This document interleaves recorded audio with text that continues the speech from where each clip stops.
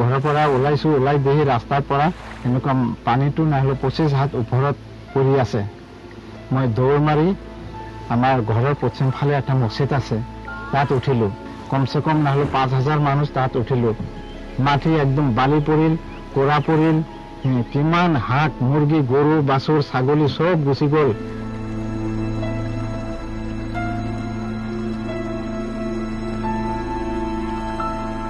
খেতি মাটি নাই মাটি সব ব্ৰহ্মপুত্ৰ নদী নিলে তে এতিয়া জীৱিকা কৰিবলৈ কোনো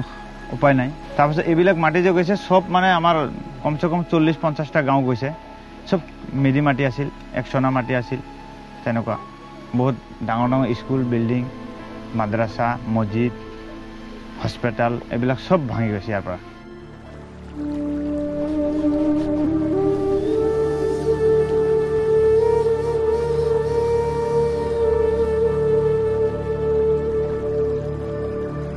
वो तो जो है बड़ा मार्केट था मार्केट में बहुत दुकान था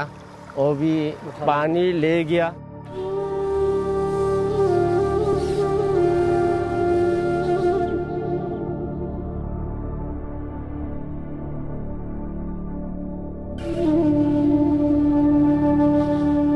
মানে আমার 17 বার ঘর মানে ভাঙাচেরা করা হয়েছে তারপরে লাস্টত হিমলতলা আহিছো হিমলতলা আহাৰ পিছত মানে এইবিলাক ঘৰ দৰ যিকেইটা বনোৱা হৈছিলে সব বানপানী লৈ গ'ল এতিয়া মানে অৱস্থা নাইকিয়া হৈ গৈছে আমি শিবিৰত পৰি আছো হা আৰু ঘৰ দৰ নাই একো নাই খাবলৈ নাইকিয়া হৈ গৈছে আমাৰ সব যি আছিলে চাউল দাউল যি আছে সব বানপানী লৈ গৈছে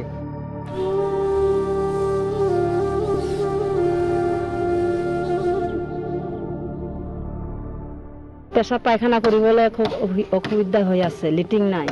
গাঁও ধোৱা বাথৰুম নাই আকৌ পানী খোৱা দমকল নাই থাকিবলৈ খুব অসুবিধা হৈ আছে নেতাৰা বেতাৰা বেমাৰ আদি হৈ আছে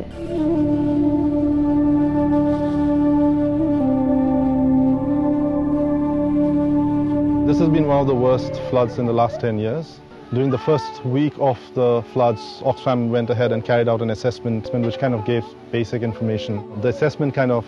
factored out 3 elements that we needed to respond to.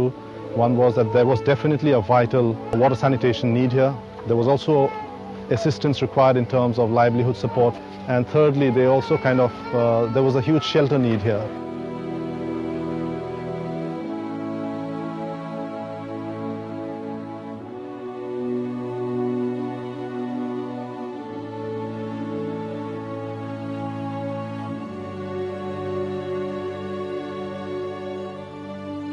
यहाँ 250 अराउंड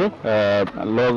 हाउस होल्ड यहाँ पर बसे हुए हैं तो इस समय हम ऑक्सफाम और पादरा मिलकर के उन सारे लोगों के साथ काम कर रहे हैं उनका हाइजीन और सैनिटेशन के लिए उनका काम कर रहे हैं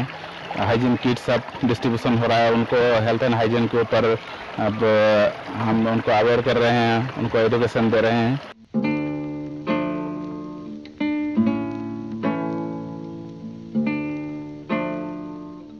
We would cover around 10,000 households, which is approximately around 60,000 people, with humanitarian assistance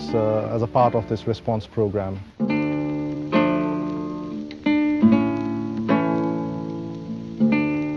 বাল্টিঙৰ ভিতৰত যে টেবলেট দিব লাগে সেই টেবলেট বিলাকো আমাক দিছে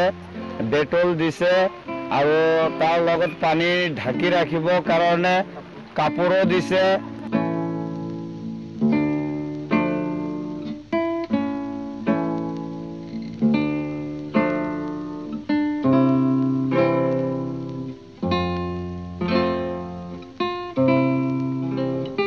আগতে লেটিং সেটিং আছিল না খুব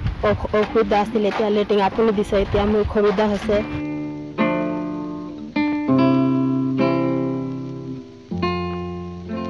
সুবিধা হৈছে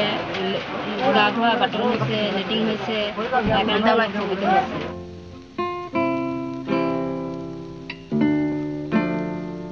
আমরা তো সবগুলো ভেসি ঘুরি গেছে গা আমরা তো খাওয়ার পাইনি খুব দুঃখ করলাম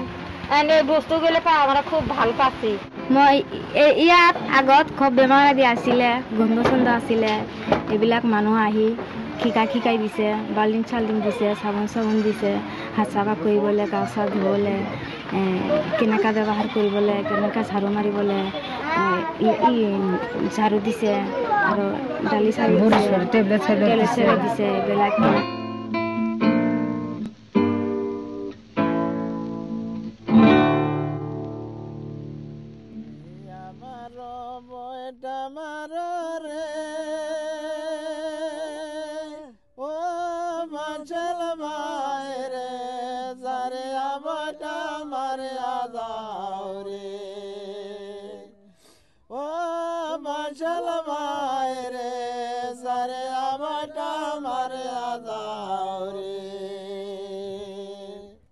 এপাৰ হইতে ওই পাৰা যাইতে